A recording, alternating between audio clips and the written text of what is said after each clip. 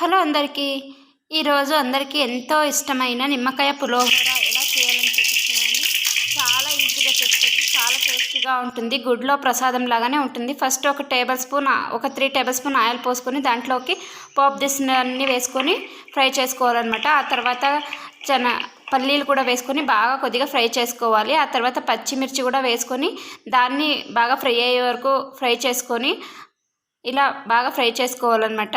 చాలా రుచిగా కుదురుతుంది. ఇక్కడ ఒక సీక్రెట్ ఇంగ్రీడియంట్స్ కూడా నేను యాడ్ చేస్తాను. అది చాలా రుచిని రెట్టింపు చేస్తుందన్నమాట.